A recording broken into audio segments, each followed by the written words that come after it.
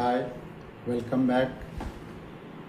ഇന്നലെ ഞാൻ സംസാരിച്ചത് ഗട്ട് ഹെൽത്തിനെ കുറിച്ചായിരുന്നു.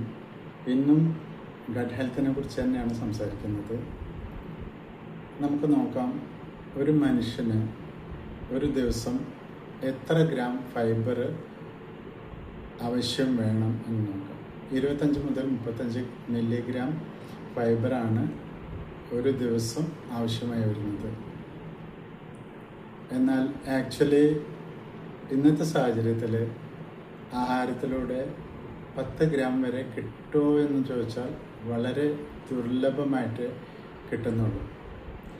അപ്പോൾ എന്താണ് കൃത്യമായിട്ട് ഫൈബർ നമ്മുടെ ശരീരത്തിലേക്ക് വന്നിട്ടില്ലെങ്കിൽ സംഭവിക്കുന്നത് എന്താണെന്ന് വെച്ചാൽ കോൺസ്റ്റിപ്പേഷൻ, അതുപോലെ തന്നെ വെയ്റ്റ് കൺട്രോൾ, വെയ്റ്റ് ഗെയിൻ സംഭവിക്കാം.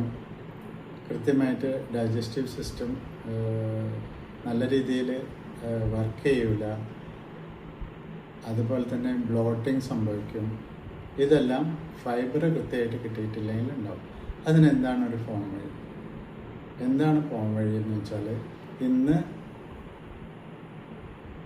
നമ്മുടെ company insoluble and soluble fibre കൃത്യമായി സഫിഷ്യൻ്റായിട്ട് കിട്ടത്തക്ക രീതിയിൽ ഒരു പ്രോഡക്റ്റ് ലോഞ്ച് ചെയ്തിട്ടുണ്ട്. അതാണ് activated fibre complex.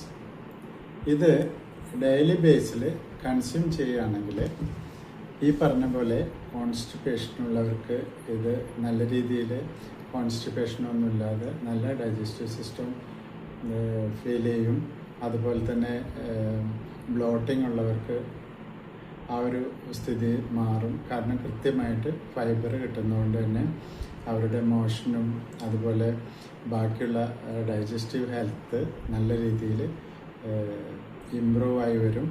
Weight loss ചെയ്യുന്നവർക്കും വെയ്റ്റ് ഗെയിൻ ചെയ്യുന്നവർക്കും ഇത് അത്യാവശ്യം വേണ്ട ഒരു പ്രൊഡക്റ്റാണ്. ഇതിൽ ആഡഡ് ഷുഗറോ അല്ലെങ്കിൽ ആ രീതിയിലുള്ള ബാൻഡ് സബ്സ്റ്റൻസ് ഒന്നുമില്ല. ഇത് ഉപയോഗിക്കാൻ താല്പര്യമുള്ളവർക്ക് എന്നെ വാട്സപ്പ് ചെയ്യാം.